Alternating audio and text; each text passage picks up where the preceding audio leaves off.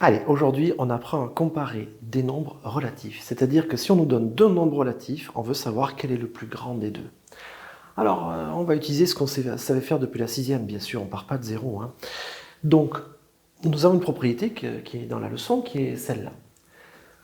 Pour comparer deux nombres relatifs, voilà ce qu'on fait.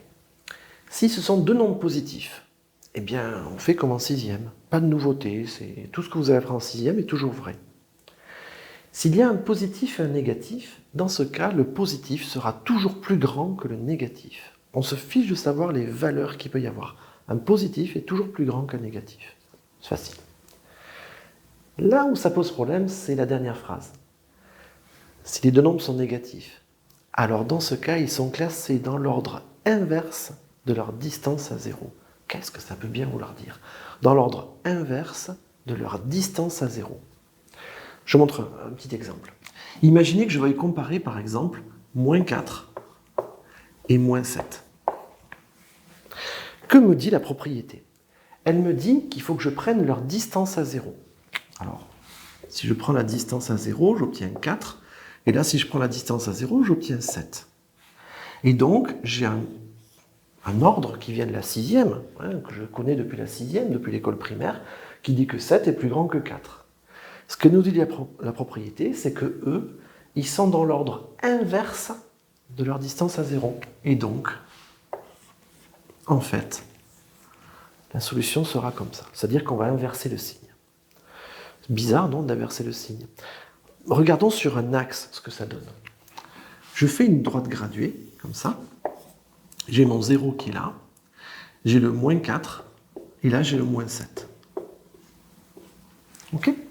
Et je veux savoir quel est le plus grand des deux. Sur l'axe, c'est facile parce que j'ai une flèche qui nous dit que si je vais dans ce sens-là, j'augmente. Autrement dit, 4, comme il est plus à droite que 7, eh bien 4 est plus grand que 7. Bon, ça me donne la solution. Mais ça ne me permet pas de voir cette inversion. Qu'est-ce qu'on a fait là en fait? On a pris les distances à 0. C'est-à-dire qu'en fait, en passant de moins 4 à 4, comme ils étaient négatifs, j'ai fait l'opposé. De moins 4, je suis passé à 4.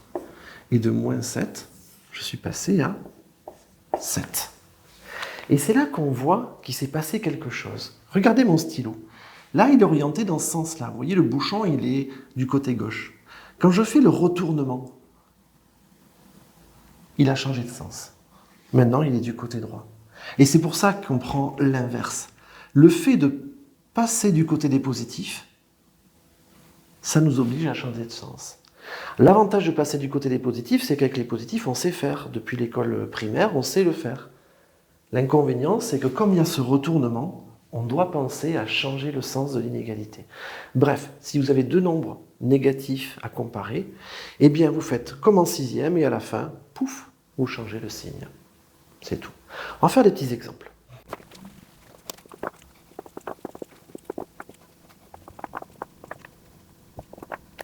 Regardez. Moins 5 par rapport à moins 3.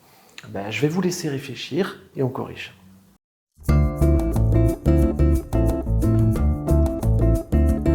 C'est bon? Alors, moins 5 par rapport à moins 3. Si je regarde ma règle, je suis dans le cas un positif et un négatif. Du coup, le positif gagne, systématiquement. Le positif gagnera toujours vis-à-vis d'un négatif. Celui-là, vous réfléchissez?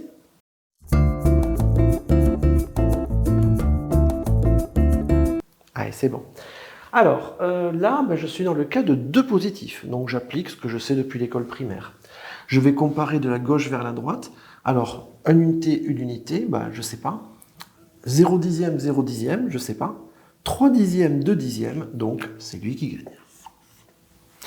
Autre solution, pour ceux qui n'aiment pas cette solution-là, on complète avec des zéros inutiles et on voit que 30 est plus grand que 29. C'est une autre façon de voir. Faites celui-là.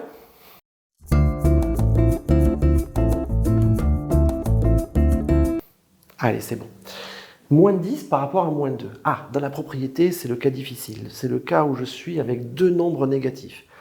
Il faut que je prenne leur distance à 0 et que j'inverse le sens. Donc, distance à 0, ça me donne 10. Distance à 0, ça me donne 2. 10 est plus grand que 2, donc moins 10 est plus petit que moins 2. Je reprends le raisonnement. Distance à 0 de moins 10, c'est 10. Distance à 0 de moins 2, c'est 2. 10 est plus grand que 2, c'est évident depuis toujours. Et donc, j'inverse le sens pour avoir le vrai. Classé dans l'ordre inverse de leur distance à 0. Allez, celui-là, à vous.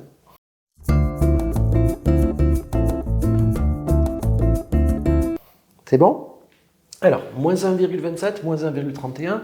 Encore une fois, je suis dans le cas de deux nombres négatifs. Donc, distance à 0, ça nous fait du 1,27. Distance à 0 du second, ça nous fait du 1,31. 1,27 est plus petit que 1,31. Donc, moins 1,27 est plus grand que moins 1,31. Celui-là? Allez, je vous laisse réfléchir.